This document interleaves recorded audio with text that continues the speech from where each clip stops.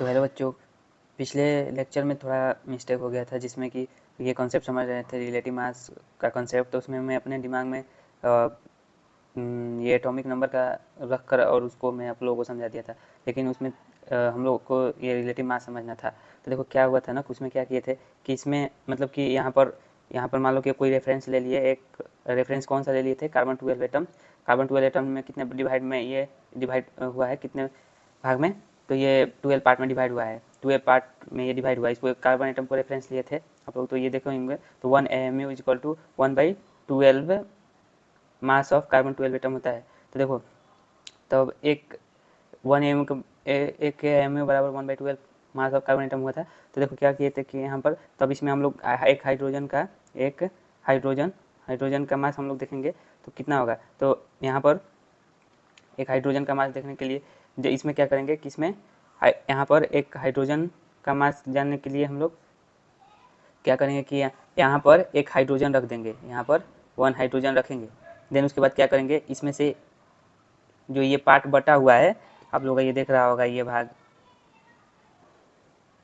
ये वाला भाग को उठाकर यहाँ पर रखेंगे, वो वाले पीस को यहाँ पर उठाकर रखेंगे जो एक पीस है। तो क्या हुआ देखेंगे कि तो अभी भी ये बराबर नहीं हुआ है। देन एक और यहाँ पर ये वाला पीस को उठाकर रखेंगे, ये सारा इक्वल पार्ट में है ये। तो ये दोनों पीस को उठाकर यहाँ पर रखेंगे, एक और यहाँ पर पीस है वो ऐड कर दिए। तो ये दो पीस ऐड जैसे ही हम लोग किए ना, इस पर इसमें तराजू में लेकर रखे, इधर हाइड्रोजन का हम लोग रखे हैं। तो ये क्या हुआ कि यहाँ पर इसका इक्वल रीडिंग शो करने लग गया, इक्वल हो गया। तो इक्वल हो गया तो ये कितने पीस रखे इसका? तो 2 रखे। कार्बन 12 का जो ये डिवाइड पार्ट है उसमें से तो 2 रखे। तो क्या हुआ कि ये शो करने लग गया रीडिंग। तो वहीं यहाँ पर हम लोग एज्यूम किए कि कार्बन का मास होता है 2 AMU। AMU का मतलब क्या होता है? देखो यहाँ AMU का मतलब लिखे हैं, देखो नहीं लिखे हैं। तो पिछले क्लास में आप लोग बताए थे एटॉमिक मास यूनिट होता है AMU का मतलब, समझे? अब देखो, अब इसके नेक्स्ट हम लोग का एटम कौन कौन सा है? नेक्स्ट एटम हम लोग का होता है हीलियम।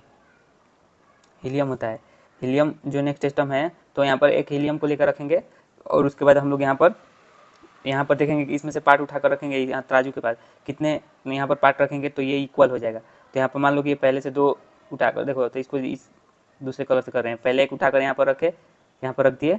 अब देन उसके बाद एक और पार्ट उठाकर यहाँ पर रखेंगे, एक और रख दिए, फिर भी इसका रीडिंग शो नहीं कर रहा है। कितना? यहाँ पर रीडिंग इक्वल नहीं शो कर रहा है। देन एक और पार्ट उठाकर रखेंगे, देन एक और यहाँ पर पार्ट उठाकर रख दिए, फिर भी रीडिंग शो नहीं कर रहा है। तो फिर क्या करेंगे, एक और इसमें से पार्ट उठाकर रखेंगे।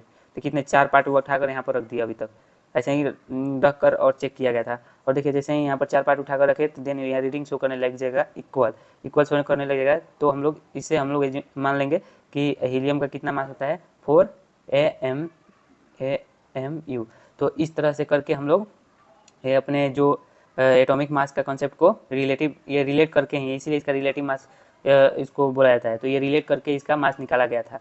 सो यहाँ पर पिछले क्लास में हम लोग क्या मिस्टेक किए थे कि यहाँ पर हम लोग एक हाइड्रोजन का 1 AMU लिख दिए थे। ये भाई हम लोग वो नंबर के एटॉमिक नंबर के हिसाब से हमारे दिमाग में एटॉमिक नंबर रख कर और उसको समझा दिया। बट हम सोच रहे थे कॉन्सेप्ट समझाने को। आप लोग को पिछले ही लेक्चर में कॉन्सेप्ट समझ में आ गया होगा, क्योंकि आगे भी तो बताए हैं ना कि इसका हाइड्रोजन का मास 2 होता है। एंड ये तो ट्रिक बताए थे कैसे निकाला जाता है।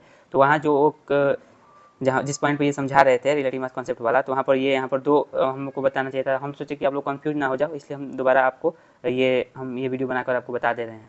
तो आई होप आप लोग अब तो समझ गए होंगे। तो देखिए यही था अपना रिलेटिव मास वाला कंसेप्ट। तो वैसे ही करके देखिए यहाँ हाइड्रोजन हीलियम हो गया, इसके आगे भी लिथियम बेरिलियम ब्रोन कार्बन सबका ऐसे ही निकाला गया धीरे धीरे। देन उसके बाद ये सबका ये मास निकल गया। तो ये था आप लोगों का कॉन्सेप्ट।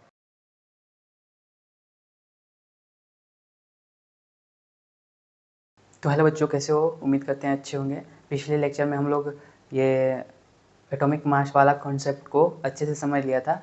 अब आगे हम लोग चलते हैं। तो अब आगे पढ़ना है हम लोगों को क्या?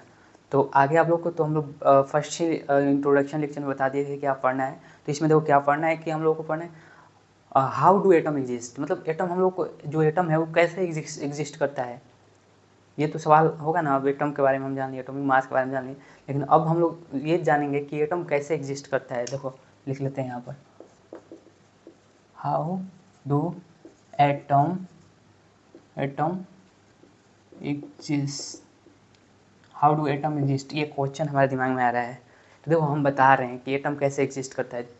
देखो एटम क्या करता है ना, ये ग्रुप में एग्जिस्ट करता है, और उस ग्रुप में एग्जिस्ट करता है मतलब जो भी एटम रहता है ग्रुप में, कैसे हम लोग क्लास में पढ़ते हैं तो बहुत सारे ग्रुप में पढ़ते हैं, तो वैसा ही मतलब ये भी एटम जो है ना, क्या है, एटम क्या करता है, ग्रुप में एग्जिस्ट करता है, और वो ग्रुप को क्या बोलते हैं हम लोग, मॉलिक्यूल बोलते हैं। तो a molecule is a group of 2 और मोर एटम्स, जो 2 और मोर एटम जब एक साथ ग्रुप बना लेगा तो उसको मॉलिक्यूल हम बोलेंगे। और ये एक strong force, strong attractive force है, इसको होल्डिंग किए रहते हैं एक दूसरे से दोनों एटम। जैसे देखो ये एटम हो गया कार्बन का, ये हो गया क्लोरीन का, ये दोनों एटम हो गया, ये दोनों एक मतलब कि स्ट्रॉन्ग अट्रैक्टिव फोर्स से एक दूसरे को होल्ड किए हैं, यहाँ पर होल्ड पकड़े हुए हैं एक दूसरे से। ये हाइड्रोजन एटम, ये कार्बन एटम एक दूसरे को होल्ड करके रखे हैं। ये जो स्ट्रॉन्ग अट्रैक्टिव फोर्स, जो ये स्ट्रॉन्ग अट्रैक्टिव फोर्स है, इसको क्या बोलते हैं, इसको केमिकल बॉन्ड बोलेंगे। ये केमिकल बॉन्ड कर रहे हैं, यहाँ पर बॉन्ड बना रहे हैं, तो इसी को हम लोग ऐसे कुछ एटम एग्जिस्ट करता है। और हम लोग पहले इसको लिख लेते हैं, समझ गए होंगे ये वाला, देखो लिख लेते हैं।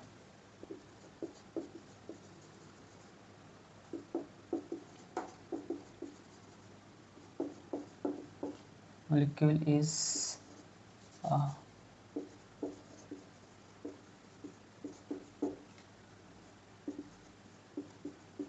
two or more atoms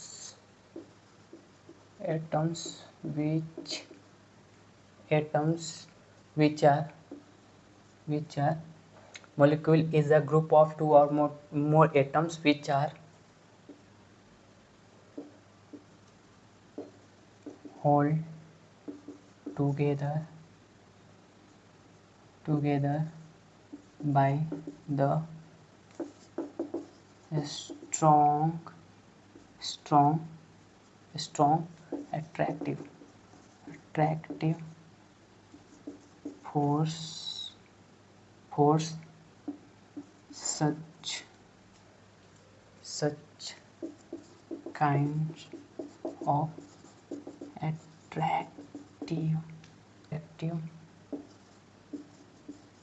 force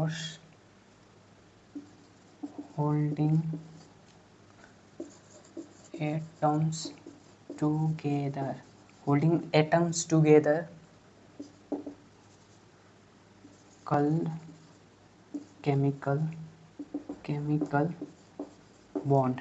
क्या बोलते हैं उसको, केमिकल बॉन्ड बोलते हैं। Molecule is a group of 2 और मोर atoms which are hold together by the strong attractive force, such kinds of attractive force holding atoms together called chemical bond। अभी समझा दिया आप लोगों को। और देखो ये मॉलिक्यूल जो होता है ये 2 टाइप्स का होता है। एक होता है molecule of element and second होता है molecule of compound. Molecule of element and molecule of compound.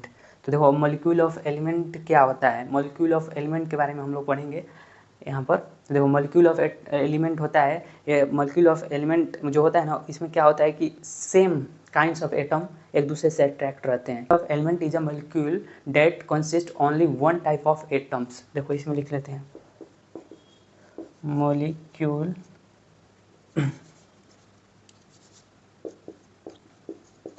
molecule of an element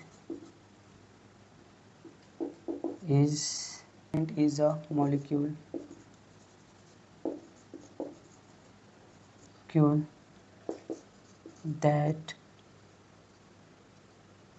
that consists only one type of atoms. Molecule of element है, क्या करेगा, only one type of atom इसमें consist करेगा। इसका मतलब देखो जैसे कि हमारा इसमें फॉर एग्जांपल यहीं पे लिख लेते हैं, जैसे O2 हुआ, ये सेम टाइप ऑफ एलिमेंट से क्या है, बॉन्ड है। सेम टाइप ऑफ एलिमेंट को एक साथ बॉन्ड है। और देखो O2 हुआ, O3 भी होगा, इसमें सेम टाइप का एलिमेंट है, इसमें भी सेम टाइप का 3 एलिमेंट है, इसमें 2 एलिमेंट है। ये हुआ अपना मॉलिक्यूल ऑफ एलिमेंट। एंड देखो तुम्हारा मॉलिक्यूल ऑफ कंपाउंड क्या होगा कि इसमें भी 2 और मोर डिफरेंट, इसमें सेम होता था ना, ओनली वन टाइप ऑफ, और you can say same type molecule of element में। मॉलिक्यूल ऑफ कंपाउंड में क्या होगा कि इसमें डिफरेंट टाइप ऑफ एलिमेंट क्या होगा, एक दूसरे से बॉन्ड होगा, मतलब उसको एक दूसरे से जुड़ेगा। एंड उसमें ना वो कैसे रेशियो में, फिक्स रेशियो में जुड़ेगा करके, तो उसको भी लिख लेते हैं। देखो इसको भी, molecule of compound,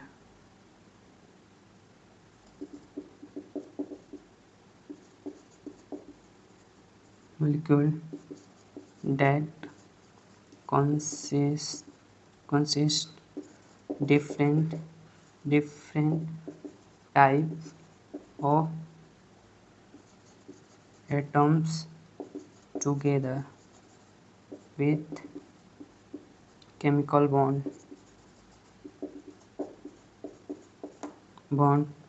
in fixed ratio। इसका एग्जाम्पल देखो, एग्जाम्पल यहाँ पर लिख लेते हैं एग्जाम्पल। इसके एग्जाम्पल में जैसे देखो H2O, ये देखो ये किस रेशियो में है, 1:8 के रेशियो में है।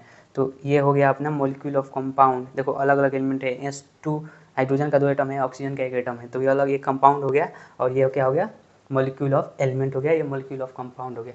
तो ये ऐसे एग्जिस्ट करता है। तो आप, आई होप आप लोग समझ गए होंगे कि क्या होता है मॉलिक्यूल्स एंड इसका कितना टाइप्स होता है। और इसी में देखो मॉलिक्यूल ऑफ एलिमेंट कहीं आगे फर्दर हम लोग पढ़ेंगे नेक्स्ट क्लास में, उसमें एटमोसिटी के बारे में पढ़ेंगे। तो मिलते हैं नेक्स्ट लेक्चर में, तब तक के लिए आप लोग पढ़ते रहिए। All the very best.